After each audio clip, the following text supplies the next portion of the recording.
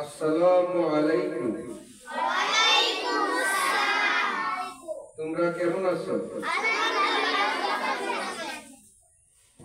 গতকালকে আমরা সূরা ফাতিহা আলহামদু শব্দের তাজবিদি কায়দা শিখেছিলাম, মনে আছে? জি। আজকে আমরা আলহামদুর পরের শব্দটি বিশ্লেষণ করব ইনশাআল্লাহ। পরের শব্দটি কি? তুমি বলো আলহামদুর পরের শব্দটি কি? লিল্লাহ। সবাই বলো আলহামদুর পরের শব্দটি কি? লিল্লাহ। সবাই একসাথে উচ্চারণ করো, লিল্লাহ। আমরা এখন লিখবো শব্দটি, লেখার সাথে সাথে যে হরফটা লিখবো এই হরফটা তোমরা উচ্চারণ করবে।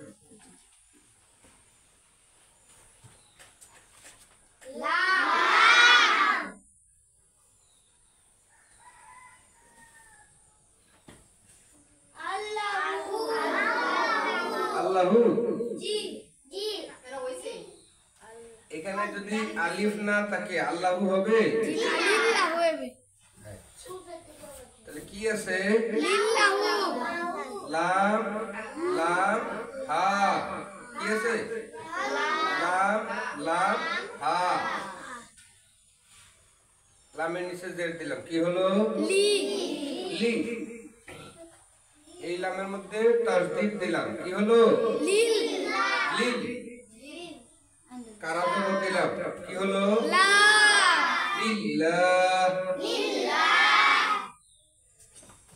আর নিচে জের দিলাম, কি হলো?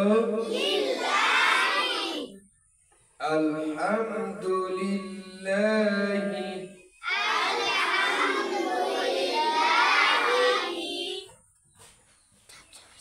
এখানে এই যে কারা জবর, এই কারা জবর কয় আলিফ টেনে পড়তে হবে? এক আলিফ টেনে পড়তে হবে। এটাকে কি মদ বলা হয়?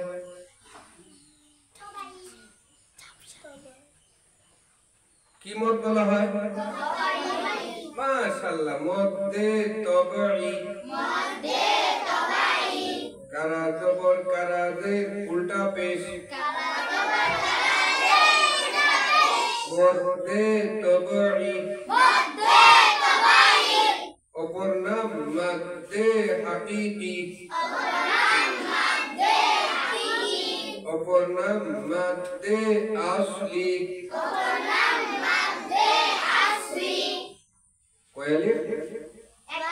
এক আলিফ টেনে পড়তে হয়। লিল্লাহ। লিল্লাহ। এর পরের শব্দটি কি? রব।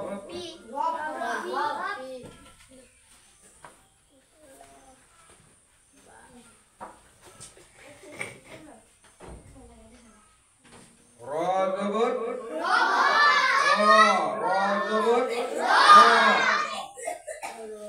এই র পুর হবে নাকি বারিক হবে?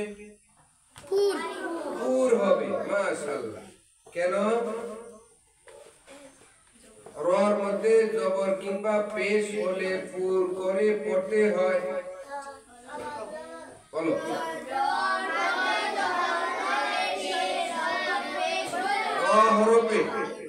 র হরফে জবর কিংবা পেশ হলে পুর করে পড়তে হয়।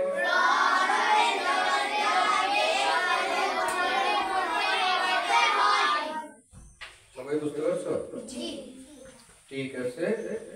তাহলে এটা একটা, এই কায়দাটার একটা তাজবিদি কায়দার একটা নিয়ম আছে। যদি বারিক হয় এটাকে বলে তারকিক, আর যদি পুর হয় এটাকে বলে তাফখীম। তাফখীম। তারকিক। বারিক হলে তারকিক, পুর হলে তাফখীম। এটা কি দিলাম? তাসদীদ। তাসদীদ। এটা কি দিলাম? রব্বি। লিল্লাহি রব্বি। লিল্লাহি রব্বি।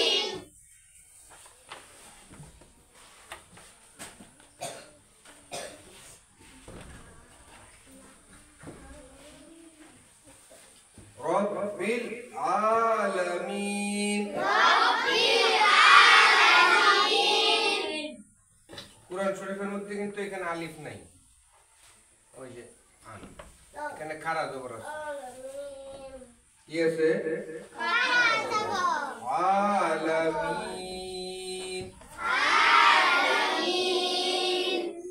এই যে খাড়া জবরটা, এটা কোন মদ? অপর নাম আসলি, অপর নাম মদ্দে হাকিকি। কয় আলিফ? এইবার হলো মিম ইয়াজের মি, এখানে কোন মদ? এখানে কোন মদ? মিম ইয়াজের মি, এখানে কোন মদ?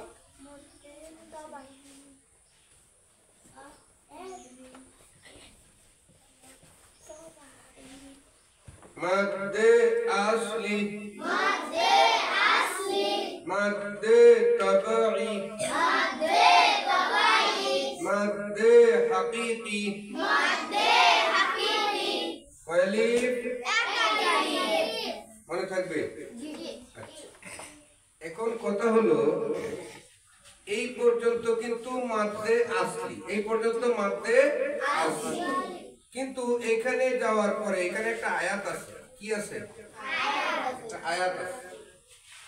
এই আয়াতটাতে আমরা ওয়াকফ করব। কি করব? ওয়াকফ করব।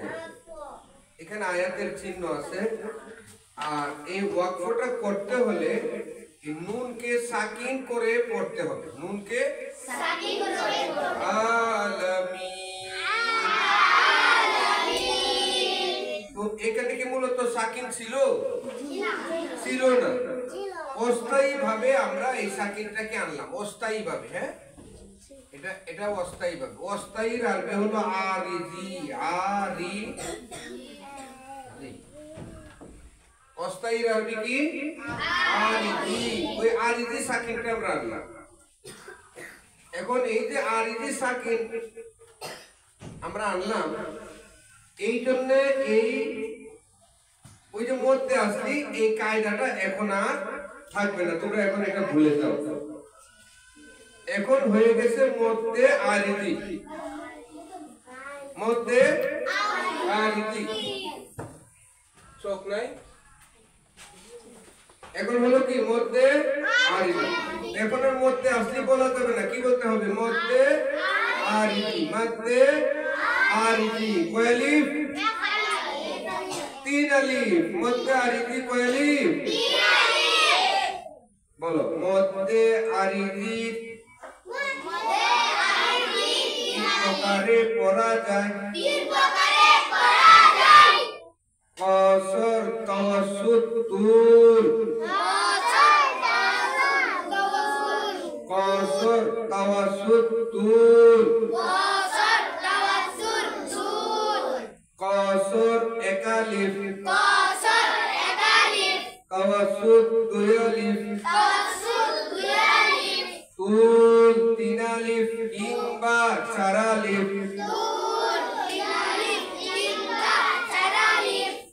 আজকে এই পর্যন্ত। আমরা এইভাবে তাজবিদ সহ সঠিক উচ্চারণ, শুদ্ধ উচ্চারণে আমরা কোরআন পড়ার চেষ্টা করব। আল্লাহ রাব্বুল আলামিন আমাদেরকে তৌফিক দিন। আমরা সকলে বলি আমিন। আজকে এই পর্যন্তই। আগামী ক্লাসে ইনশাআল্লাহ আবারও দেখা হবে। ইনদাল লিকা ইনশাআল্লাহ তাআলা। আসসালামু আলাইকুম ওয়া রাহমাতুল্লাহি ওয়া বারাকাতুহু।